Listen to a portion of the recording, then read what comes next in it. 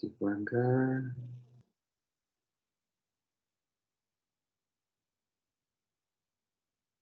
Bem, então, a aula de hoje, vamos falar aí sobre os pigmentos vegetais, né? Presentes aí, sempre nas frutas e hortaliças. Só lembrando que quando a gente fala em fruta e hortaliça, a gente está falando principalmente fonte de fibras, um pouco menos fonte de carboidrato, mas são os principais responsáveis pelo fornecimento das vitaminas e minerais. Então, vitaminas e minerais normalmente são retirados durante a nossa alimentação das frutas e hortaliças. Normalmente, as frutas, né, são alimentos responsáveis por aromas agradáveis, né? E isso está relacionado à presença de ésteres, álcoois, aldeídos, cetonas e terpenos. Então, são diversas substâncias químicas aí que vão dar a sensação agradável presente nas frutas. Um detalhe é o quê? A Organização Mundial de Saúde recomenda a ingestão diária de ao menos 400 gramas de frutas, folhas e legumes diversos e coloridos, tá? Ou seja, 7 ou mais porções de fruta. Agora eu te pergunto, quem hoje em dia come 7 frutas diferentes durante um dia? Dificilmente, né? Ou 7, pode ser 3 frutas e 4 legumes diferentes, tá? Mas o recomendado é isso. E estudos mais recentes falam a partir de 560 gramas por dia, tá? Então, quando ele fala em 7 porções, o que significa isso? Às vezes a pessoa vai no supermercado, compra, sei lá, 2 cachos de banana, né? Não, então o correto é comprar um cacho de banana, mais 3 maçãs e 2 abacaxi, tá? Então, diversificar. Evitar comer sempre a mesma fruta. Ou, sei lá, vai no supermercado, compra 5 melão, né? Não, compra um melão, uma melancia, vai diversificando, porque o certo, o ideal é comer 7 ou mais porções, né? Quando fala porções, é o quê? Cores diferentes, por exemplo, você chupar uma laranja e tomar uma limonada é a mesma coisa, praticamente, porque as duas são frutas cítricas, né? Então, procurar alternar os tipos de frutas, de legumes, né? E de folhas também, tá? Para ter um balanceamento ali entre as cores, certo? Então, e qual a estrutura da célula vegetal em geral? Então, a célula vegetal tem parede celular. Essa já é uma grande diferença para a célula animal, tá? Então, na parede celular estão as fibras, tá vendo? Celulose, hemicelulose, lignina. Então, fonte de fibras são sempre células vegetais, que possuem parede celular. A célula animal não tem parede celular. Então, a hora que a gente fala em alimento de origem animal, né? Não estamos falando, dificilmente vai ter fibra. Além dessa parede celular externa, ela tem o quê? Núcleo, citoplasma e membrana, como todas as outras células. Só que detalhe, no citoplasma é onde encontram-se os plastídeos. O que são plastídeos? É onde são armazenados os cloroplastos, leucoplastos e cromoplastos. Então, esses cromoplastos é que vão dar origem às cores. Que cores? Essas cores aqui, ó. Então, hortaliças em gerais tendem a ser verde. Por quê? Obviamente, possuem o pigmento clorofila. Couve, alface, espinafre, manteiga, né? Mas existem também as hortaliças amarelas e alaranjadas que possuem tanto caroteno quanto xantofila. Então, são as que possuem aquela cor mais alaranjada ali da cenoura, né? Própria abóbora, tá? Abóbora madura, né? As hortaliças vermelhas são ricas em licopeno, tomate, pimentão, pimenta. As vermelhas rocheadas são ricas em antocianina. Então, aqui entra quem? Beterraba, uva passa, né? Uva vermelha. E as branco e branco amareladas são ricas em flavonas. Por exemplo, a couve-flor. Certo? Então, a gente viu aqui quanto? 5 classes, né? Clorofila, carotenos, licopeno, antocianinas e flavonas. Tá? Então, agora vamos falar especificamente de cada um dos grupos. Começando pelos carotenoides. Falou carotenoides, vai envolver todos esses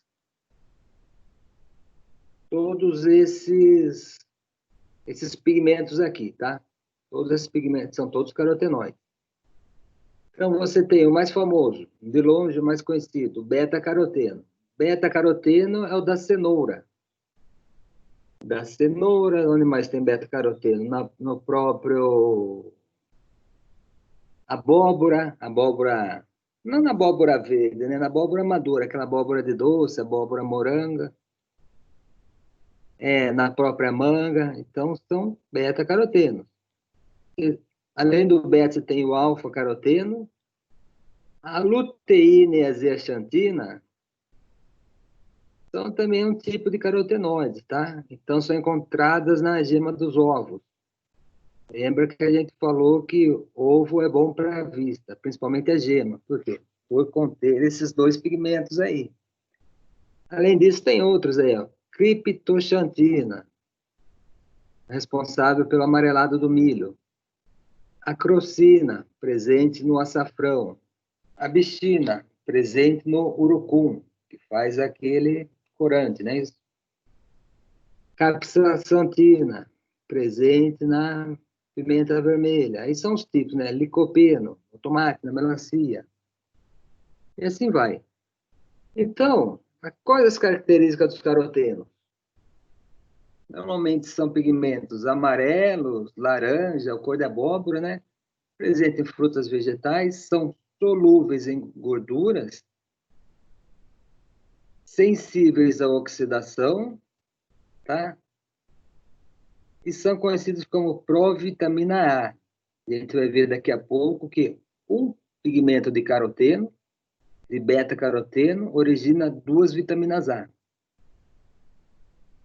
Além disso, não altera a cor sob ação de calor, ácidos e base, e ele mantém o valor nutritivo mesmo durante a cocção. Que a gente vai ver que tem alguns pigmentos aí que se denaturam durante a cocção, quando a gente ferve o alimento.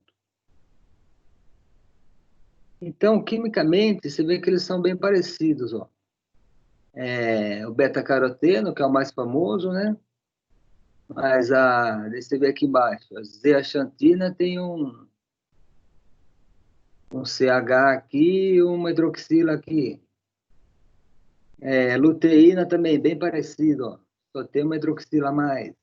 Licopeno, cadeia beta. Aí você vê que quimicamente eles são todos bem parecidos. O beta-caroteno, que é o mais famoso caroteno, é esse daqui, ó.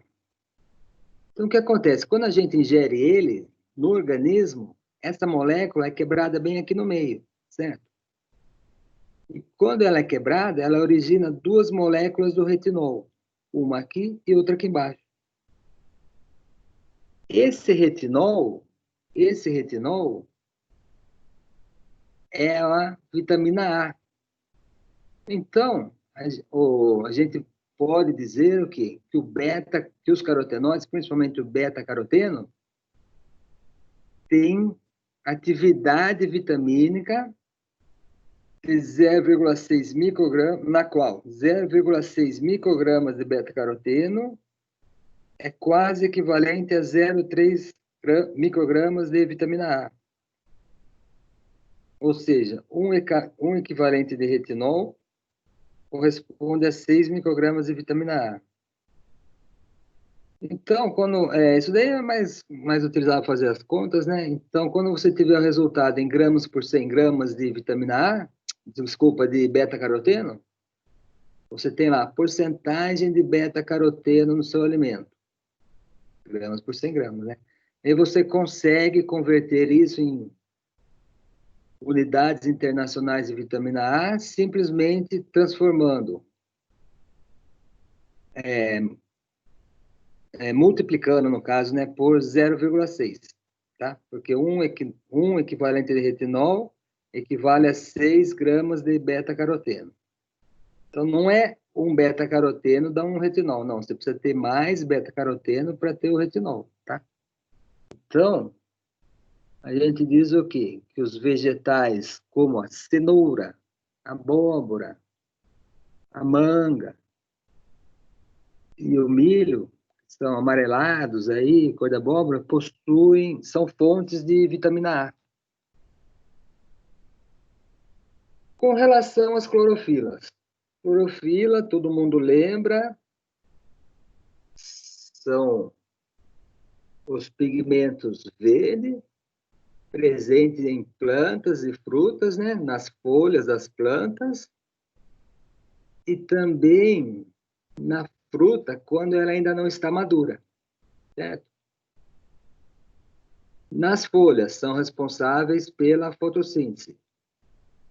Nas frutas, conforme a fruta vai amadurecendo, a clorofila vai o quê? Vai sumindo, com exceção da, né, hortaliça. Nas hortaliças, elas continuam verdes, obviamente. Então, ação do calor. Inicialmente, quando você aquece, né? Aquece o vegetal contendo clorofila, ele fica primeiro numa tonalidade mais verde escura, depois ele passa a ficar verde oliva.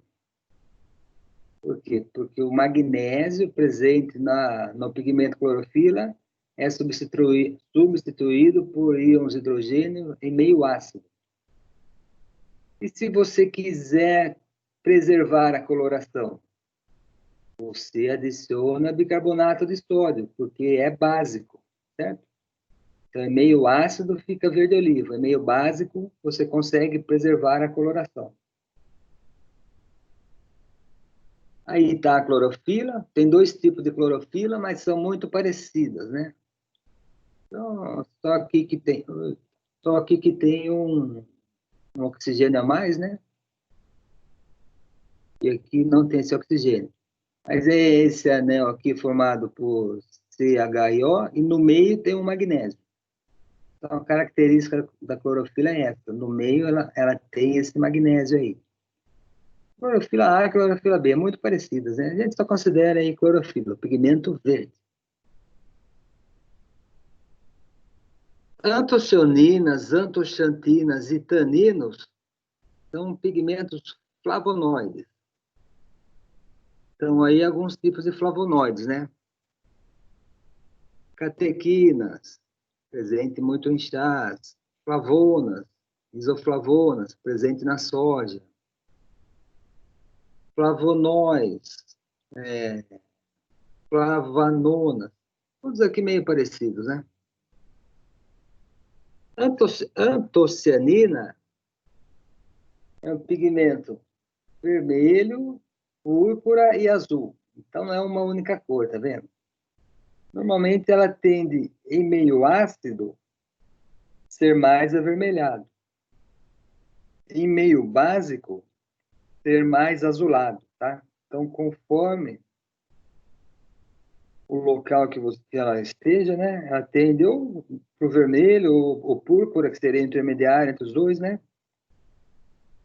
Mas, enfim, é aquele pigmento presente na beterraba. Todo mundo já viu beterraba, lembra que é aquela cor bonita da beterraba, né? É devido à antocianina. E também em cereja.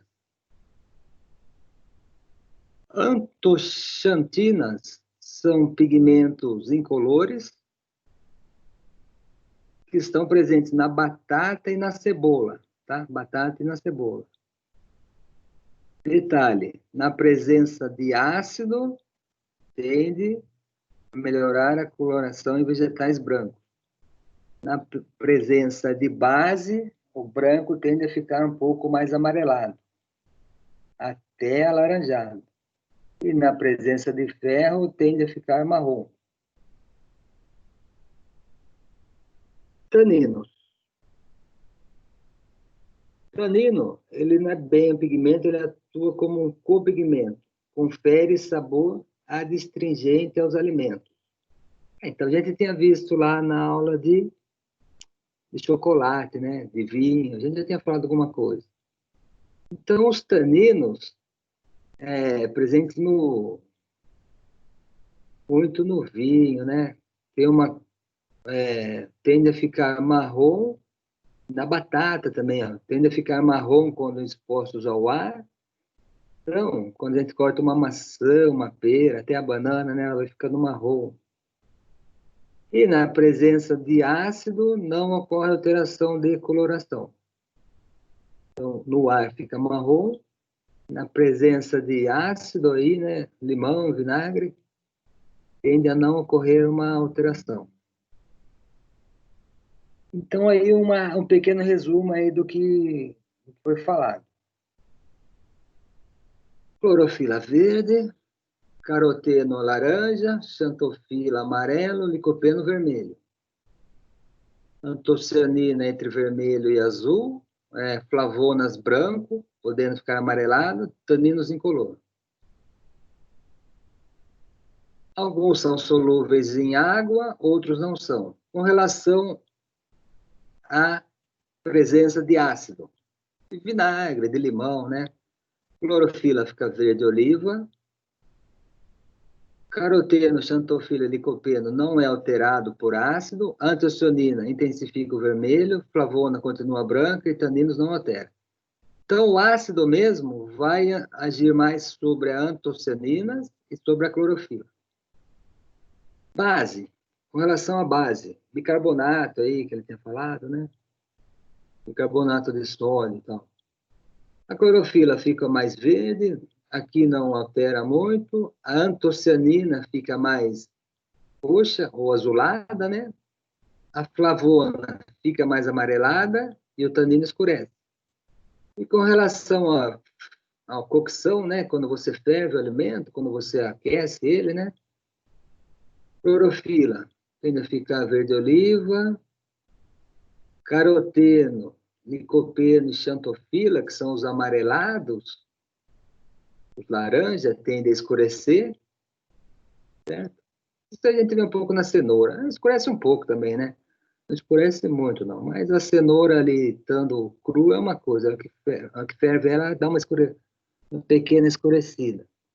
A antocianina não altera com o calor. Flavonas escurece se tiver na presença de ferro. E o taninos é anulado. Então, aí são as modificações nas cores.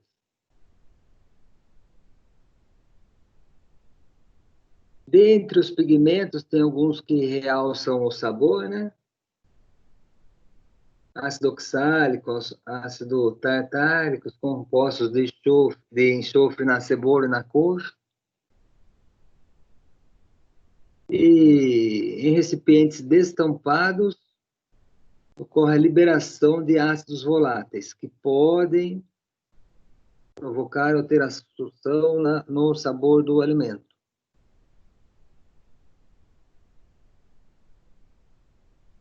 Produtos. Então, a gente vai ter produtos à base de frutas. A gente vai ter frutas dessecadas, né?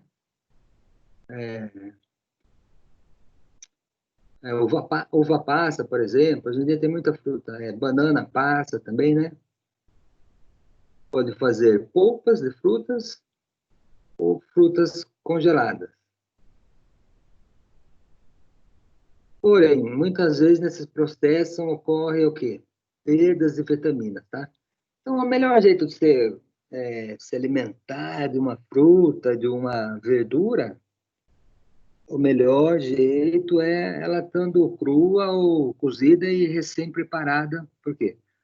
Sempre que você congela, ou que você coloca na geladeira, as vitaminas vão sendo perdidas. A gente viu lá que tinha vitamina que oxida, outras são fotossensíveis. Vitamina C, por exemplo, ela é sensível à própria luz, né? Oxida fácil. Então, o melhor jeito de você comer alimento é o alimento estando natural, né? Ou preparado ali na hora. Com relação a frutas cristalizadas, o uso do açúcar promove a mobilização de moléculas de água, redução da atividade de água, e com isso o processo de degradação diminui. Por quê? Você tem menos água, né? Menor atividade de água, é mais difícil do micro-organismo fazer, fungos e bactérias, fazer a degradação desse alimento aí. Com relação à fruta, a gente vai ver daqui a pouco, né? Composição centesimal. Normalmente, aqueles básicos, né? Processo básico da bromatologia, da análise de alimentos 1, né? Que é o quê? Estufa a 105 graus para umidade, mufla 550 para cinzas, proteína, normalmente o método de Keldo, lipídio, extração por Stuxnet, açúcares, né? Açúcares, normalmente é por Fehling, necessária digestão com HCl antes, e fibra por método enzimático gravimétrico, fibras totais. Com relação aos sucos, o que são sucos? Produtos elaborados a partir da extração do sumo de um fruto com adição de água e não deve ser adicionado de açúcar. Aí o PIC, né? PIC é o quê? Identidade e qualidade dos sucos de frutas. Então, por exemplo, a cerola. A cerola deve ter no mínimo 5,5 Brix. pH dela, no mínimo, 2,8. O máximo, quando não fala nada, não tem nenhum problema. O problema é o mínimo, né? Acidez, no mínimo, 0,8 por 100 gramas.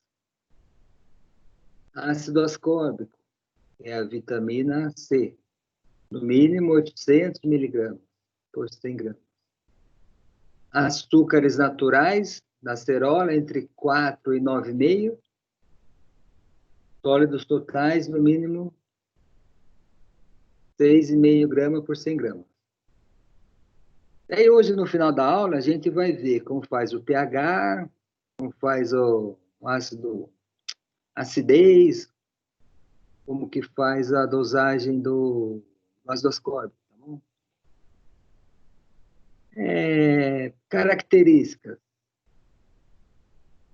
A cor, no caso da acerola, né?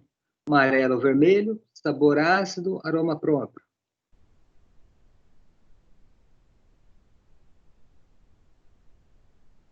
Acidez, a gente vai ver depois como são feitas, né? Maracujá. A gente vai ver aqui, ó, o Brix, no mínimo 11 Brix. pH do suco de maracujá, entre 2,7 e 3,8. Acidez, mínimo 2,5. Açúcares totais, máximo 18. Sólidos solúveis, 11. Daí o ratio ele não está falando aí, mas tem alguns que vêm. O que é o ratio? Você calcula o Brix, normalmente no refratômetro, a gente vai ver depois. E a acidez. A acidez normalmente é por titulação. Vamos ver depois também. Na hora que você divide o Brix pela acidez, você tem o valor do rátio, tá?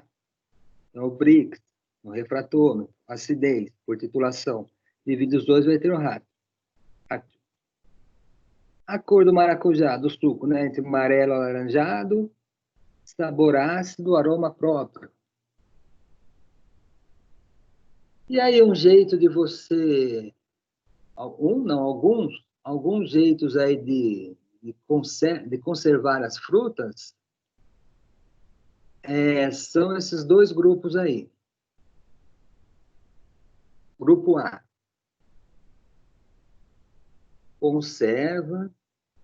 são conservas que, devido ao seu elevado teor de umidade, podem ser esterilizadas pelo método, o processo apete, e acondicionadas em recipiente hermeticamente fechado.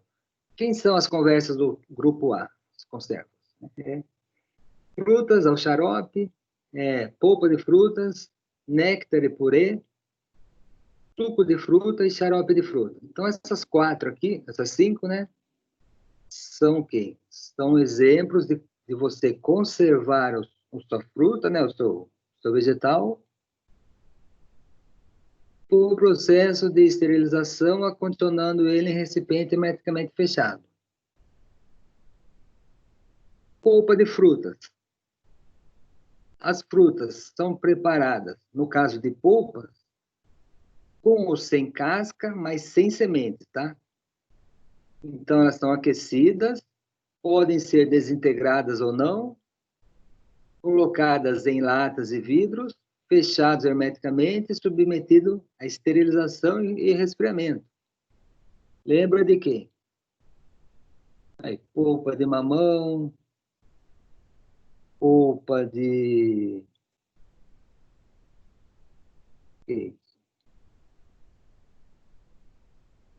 Bem, não dá para enxergar aqui. Mas parece ser mirtilo. Deve ser aquele mirtilo. Mas tem as polpas, né? Então, são as polpas de fruta. Suco. Suco, obviamente, mais fácil. É o caldo extraído das frutas, por prensagem ou outro meio qualquer, sem adição de qualquer substância, tá? Submetido à pasteurização, acondicionado em latas ou vidros, também fechados hermeticamente.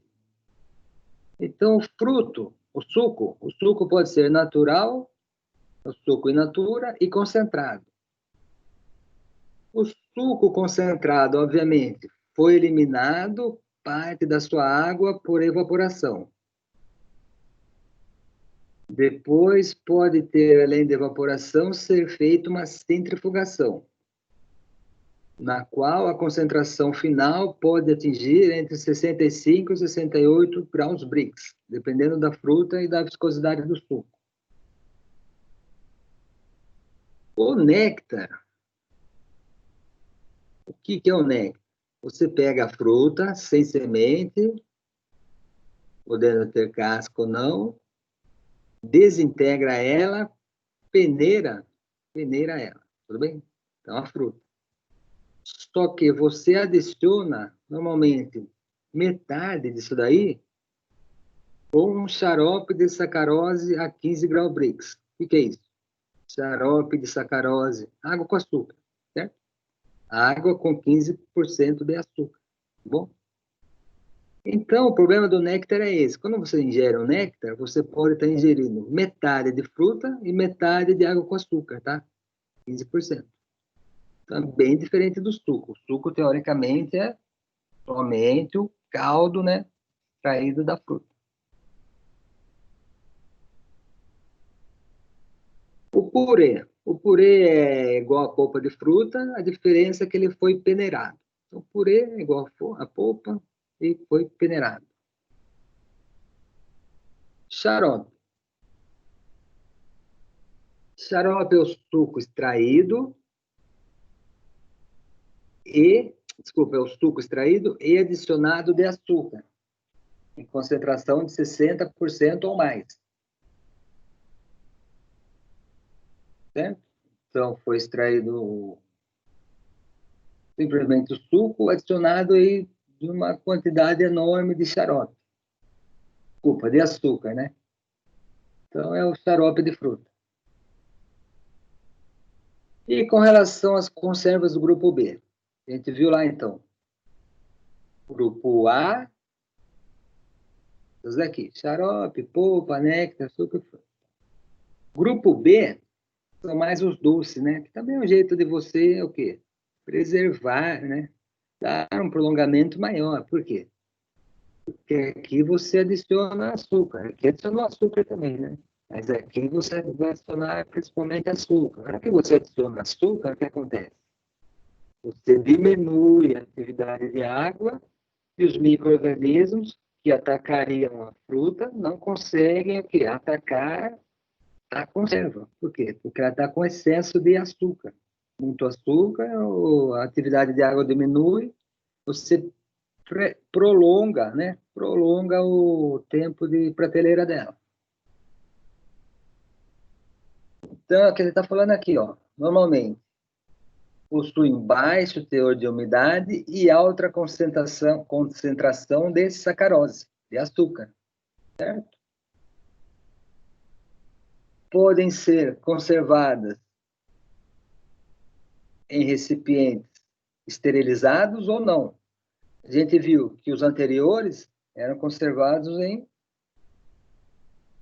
recipientes fechados, esterilizados. Esse daqui, por ter bastante açúcar, pode até ser conservado fora do ambiente estéril. Certo?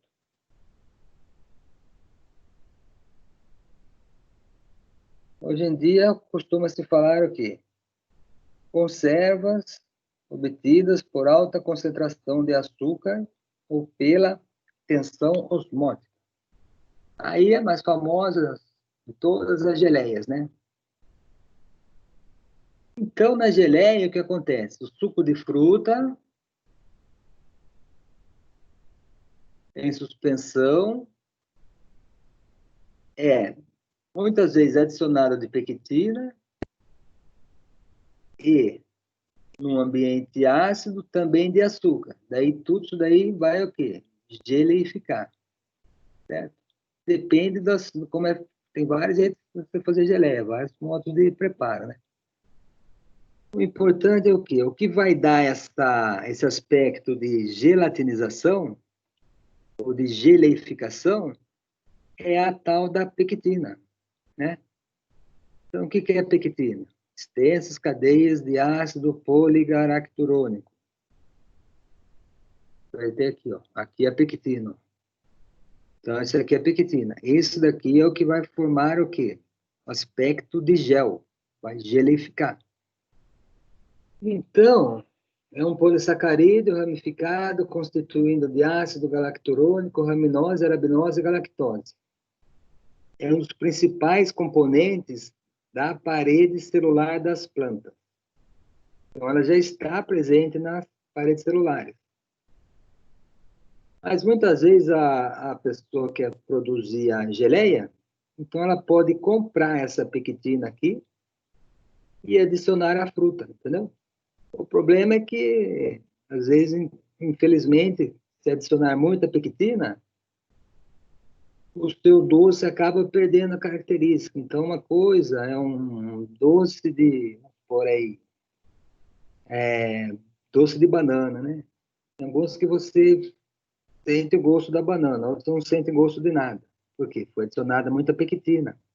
Mesma coisa, goiabada, né? Goiabada é que você sente o gosto mesmo da goiaba. Outras, quando é adicionado muito pectina, você acaba o quê? Perdendo o gosto, né? Tem uma fábrica que eu sei lá em Limeira de pectina. É extraída, muitas vezes é extraída da própria laranja. Então você tem a casca da laranja por fora, depois você tem aquela parte branca. Aquela parte branca da laranja é rica em pectina. Então, isso daí é um ácido poligalacturônico parcialmente esterificado com grupos metoxila. Forma o gel, né? Além da geleia, vamos ter compota. O que é compota? Frutas cozidas em xarope de sacarose. Certo? E o exemplo aqui.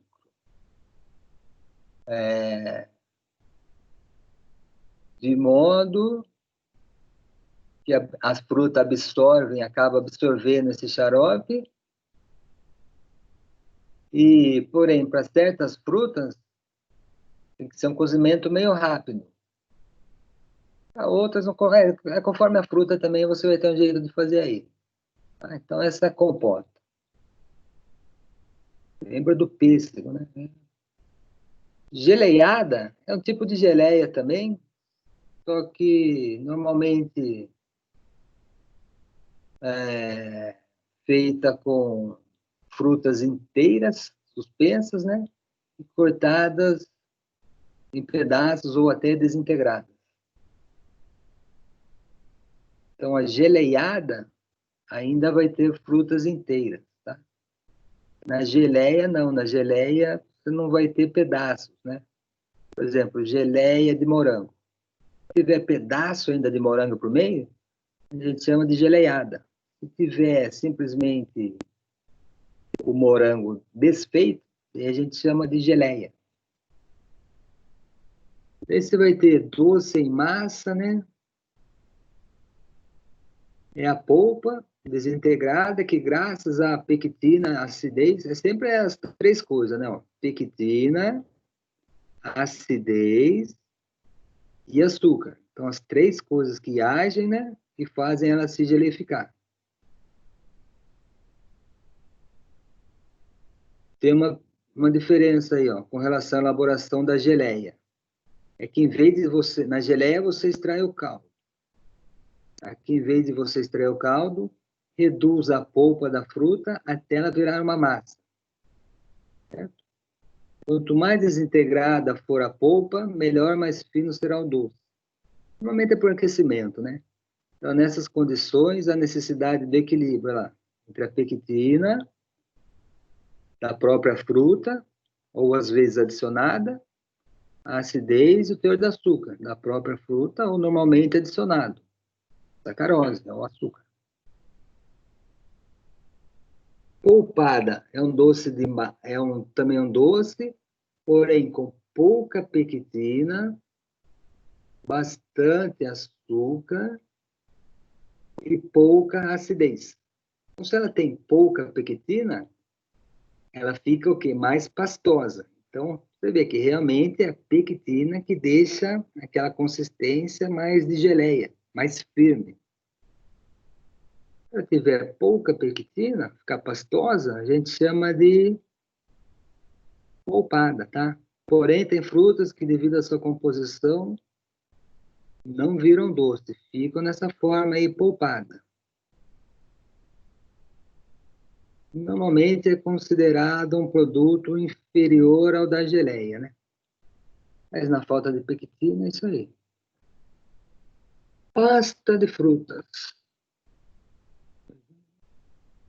Tá bom. Pasta de frutas. Normalmente são parecidas com o doce, só que daí cortada, espalhada sobre uma superfície,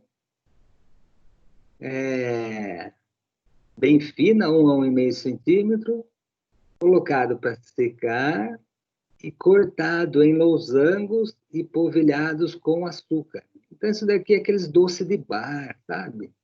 Parece uma geleinha assim, que é cortada no losango, normalmente é vermelhinho, tem açúcar por fora.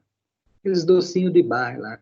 Na verdade, nem hoje em dia vai pouco açúcar, né? Mas o certo é fruta. Mas o certo é fruta por meio. Fruta cristalizada, todo mundo conhece as que vêm aonde? No panetone, não é isso? Então, são frutas preparadas para compotas, a todo esse procedimento aí, ó. Cozinhar ela em dias sucessivos,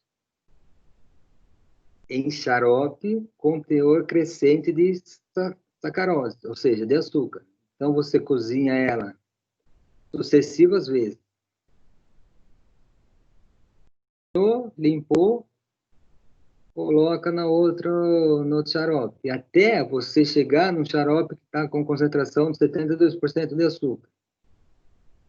Bom, daí, nesse caso, você retira, coloca para secar e espera a cristalização da sacarose.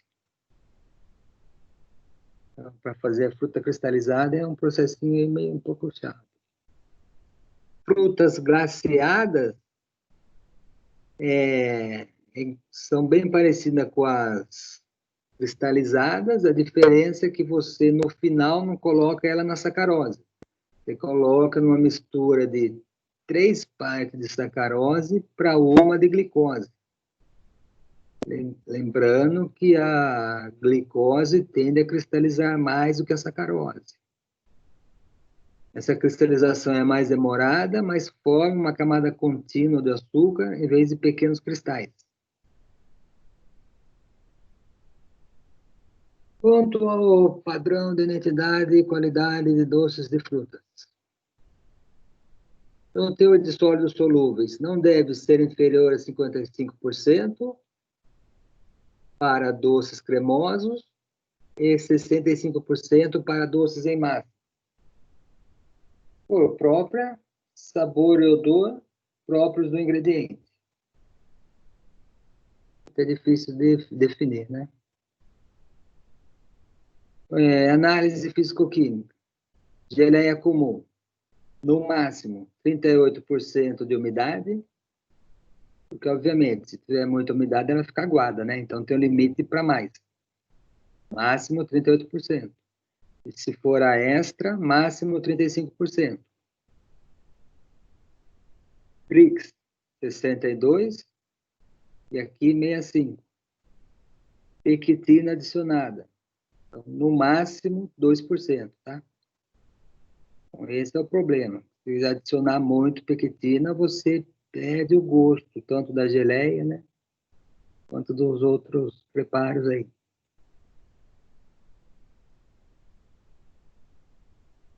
pH no máximo 4,5. Umidade, produtos e vegetais secos ou desidratados, no máximo 12% de umidade. Para vegetais secos ou desidratados. Frutas secas ou desidratadas, no máximo 25% de umidade. Então, aqui quando você seca, né? Seca fruta ou desidrata. Esse seca frutas secas. Então, daí vale para uva pasta, banana pasta, mais umas. E aí, para finalizar, limites microbiológicos. Então, soma de leveduras e bactérias, no máximo 5 vezes 10 ao cubo, para a polpa in natura, congelada ou não, e 2 vezes 10 ao cubo, para a polpa conservada quimicamente. Coliforme, no máximo 1 por grama. Salmonella tem que ser ausente 25 gramas. Porém, os limites microbiológicos podem variar de acordo com o tipo de polpa e as características peculiares. Essa é a microbiologia.